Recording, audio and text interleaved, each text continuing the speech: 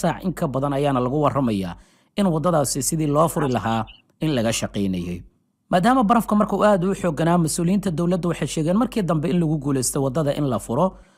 gawaarida ugu badan ee waxyeelada ay soo gaartayna waa kuwa traaga ah oo qaarkood wadooyinka ayayba ka baxeen oo waxayba ku dhaceen meel aanan waddo ahayn. qaarkood madaxa ayay isla galeen. marka ilaa iminka faahfaahin rasmi ah lama bixin khasaaraha iyo waxyaabihii ka dhashay. laakiin waxaad arkaysaa taayaradii xitaa oo gawaarida sidii break loo qabanayay gebi ahaanba qaarkood ay dilaaceen. waxaad arkaysaa dadkii xitaa is arki waayey xilliyadii hore maadaama baraf aad u badan uu halkan uu ka da'ayay. shalay magaalada Istanbul ayaa sidaani oo kale baraf aad u badan uu ka da'ayay. marka aad bay u adag tahay ballama aad leedahay markii xitaa ay ku soo aadaan iyadoo baraf sidaani oo kale ah uu da'ayo. Soomaali badan ayaynu garanaynaa oo ka xamaasha dalka Mareykanka gaar ahaan adeegsiga ama isticmaalka traagiska. waad u yeeri kartaa saaxiibadooda dhihi kartaa bal ka waran xaaladda maadaama traaga ama gawaarida traaga loo yaqaanay xamuulka qaaday ahay kuwa ugu badan ee shilka halkaani ku galay. dhinaca kalena haddii aan soo koobo, madaxweynaha dalka Colombia hanjabaad ayuu jeediyey. qorigayga ayaan qaadanayaa buu yidhi, waana iska difaacayaa weerar kasta oo ka yimaada dhanka Washington ama Mareykanka. wixii Venezuela ka dambeeyey waxaad muddaa dowladihii caalamkaba in loogu hanjabayay Trump ayaa soo socda, waa lagu qaadanayaa ama waa lagu afduubanayaa iyo waxyaabaha la midka ah. si gaar ahaaneed dalalka Latin America oo Mareykanka hadda wuxuu doonayaa America oo idil inaana loo soo dhawaanin deegaanadaas, si gaar ahaaneedna inuu ka ilaaliyo dowladaha Ruushka iyo sidoo kale Shiinaha oo suuragal ay tahay inay ka fikirayaan sidii ay saameyn ay qaaradaasi ugu yeelan lahaayeen si ay u xisaabtamaan ama u jaalanjigareeyaan dalka Mareykanka. waan arki doonaa waxyaabaha ka soo kordha arrimahan insha Allahu tacaala. ka mid noqo saaxiibadeena haddii aad nagu cusub tahay waad mahadsan tahay. markan aan eegno macluumaadka ku saabsan Greenland. dagaal adag ayaa halkaasi ka socda oo dhanka warbaahinta una dhexeeya Trump iyo dowladaha qaaradda Yurub. macluumaad aan kula wadaago aad u dheer oo ku saabsan Greenland, kaararka ay haystaan dowladaha qaaradda Yurub ee ay ku cadaadin karaan madaxweyne Trump iyo cidda ciyaarta sheeda ka daawanayso. madaxweynaha dowladda Mareykanka Mr. Donald Trump waxa uu si cad u sheegay inuu doonayo wax kasto ay ku qaadataba inuu gacanta uu ku dhigo jasiiradda Greenland.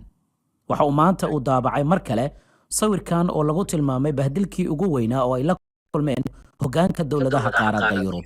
waa xilli madaxweyne Trump uu ku casuumay magaalada Washington oo dalka Mareykanka ah. aqalka cad weliba isaga ayaa kursiga ku fadhiya. dhinaciisa waxa yaala oo weliba bidixda ah sawirka Mareykanka oo uu doonayo inuu Canada iyo Greenland uu ku soo daro dalka Mareykanka. dowladaha qaaradda Yurub hoggaankoodana sida ciyaalkii oo kale ayaa la hor fariistay, kadibna iyaga ayaa wax loo meerinaya. madaxweyne Trump wuxuu sidoo kale maanta uu soo daabacay sawirkan oo muujinayo in 2026 ay ka go'an tahay isaga iyo saaxiibadiisa ku hareeraysan ee wax kasta ka hormarinaya danta Mareykanka inay doonayaan inay gacanta ku dhigaan jasiiradan 2026 ay qabsan doonaan. intaasi kuma uusan ekaanin madaxweyne Trump isagoo ka jawaabaya dhaqdhaqaaqyadii ugu dambeeyay oo ay sameeyeen qaar ka mid ah dowladaha qaaradda Yurub oo ciidan u diray Greenland, weliba ilaa 15 askari ilaa 20 askari u diray.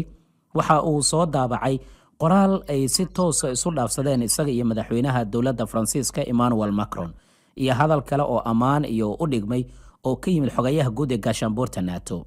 qoraalka madaxweynaha Faransiiska Emmanuel Macron marka waxa uu kaga hadlayaa arrinta Syria oo uu ku amaanayo madaxweyne Trump inuu wax weyn uu ka qabtay arrinta marinka Gaza, arrinta Iran oo ay doonayaan inay wax ka wada qabtaan. laakiin wuxuu leeyahay maxaad Greenland ka doonaysaa?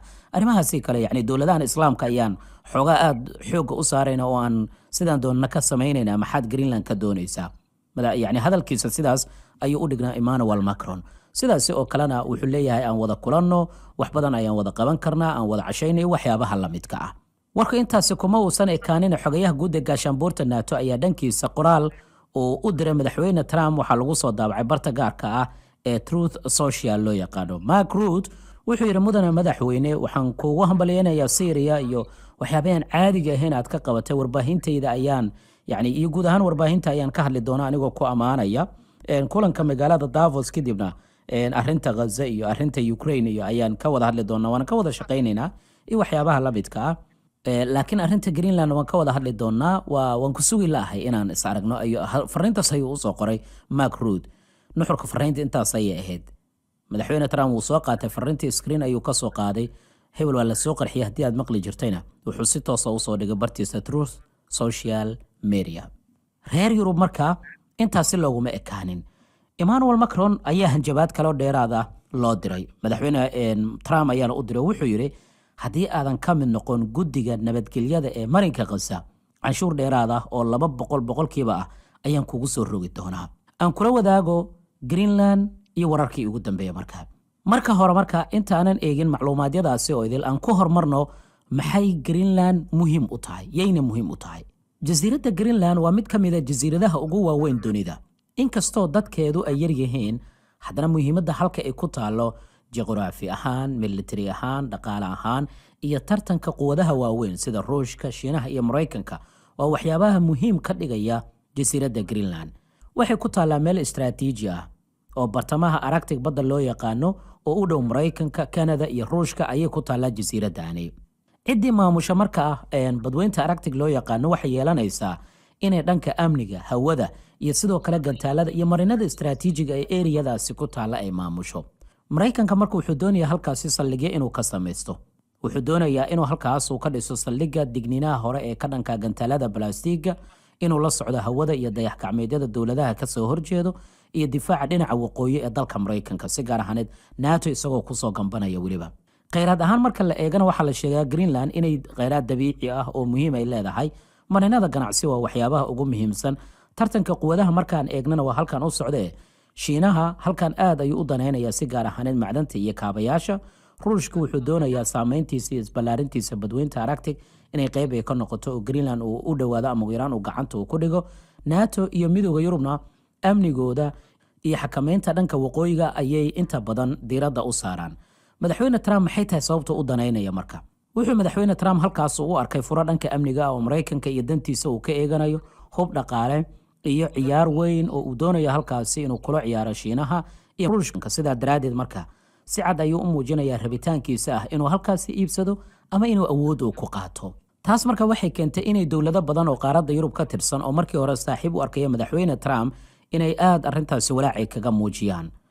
Baris Morgan oo wariye u dhashay dalka Ingiriiska waxa uu shaac ka qaaday inay aad uga soo horjeedaan Greenland in Mareykanka uu la wareego. Weli wuxuu yiri haddii madaxweyne Trump uu iibsan karayo ama uu qaadan karayo Greenland, annaga oo Ingiriiskana waxaan qaadan karnaa Mareykanka.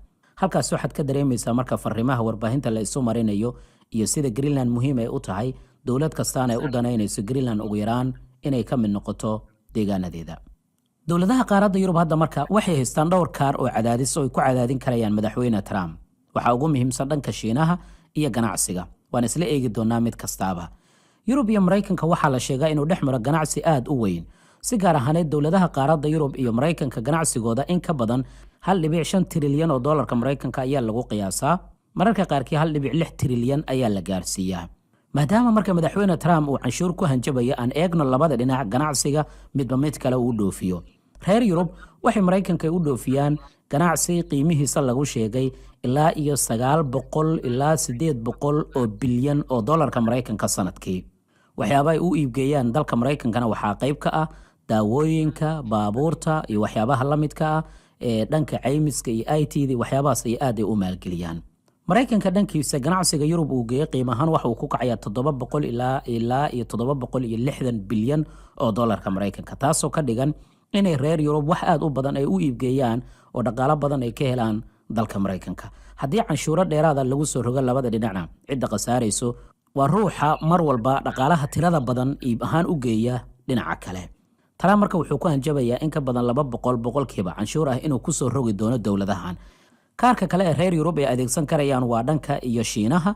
maxaa yeelay Canada ayaa tallaabadaasi oo kala qaaday oo ganacsi aad u weyn waxa ay la saxiixatay dhanka iyo dowladda Shiinaha. cidda ciyaarta dhinaca kale ka daawanaysa marka Mareykanka laga yimaadana waa dowladaha Shiinaha iyo Ruushka, sababtoo ah waa taageeraha kaliya ee aadka ugu faraxsan ciyaarta hadda dhex maraysa dowladaha Yurub iyo sidoo kale Mareykanka. sababtoo meel gees ayay fadhiyaan, waxaana ay labaduba ay la safan karayaan reer Yurub marka ay doonayaan inay cadaadis ay saaraan dowladda Mareykanka.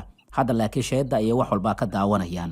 tani wixii ka dambeeyay dagaalkii Ukraine waxay reer Yurub ee halkaas ay ka dareemeen qasaaraha ugu badan dagaalka inuu iyaga soo gaaray, iyaga dagaalka la geliyay, wax badan laga joojiyay. maantana wixii shalay laga joojiyay iyaga laga iibinayo. dhinaca kalena maanta markii ay awood ahaan hoos ay u dhaceen cabsi badanna la abuuray oo ah in ruushka weerar ku qaadi karaya dalal badan oo qaaradda yuruba in markoodii iyaga loo soo jeestay oo tallaabo aysan qaadi karin adigu maxay kula tahay ciyaarta ayaa ku guuleysan kara qaybta hoos aragtidaada ku reeb like sar muuqaalka la wadaag saaxiibadaada waad mahadsan tahay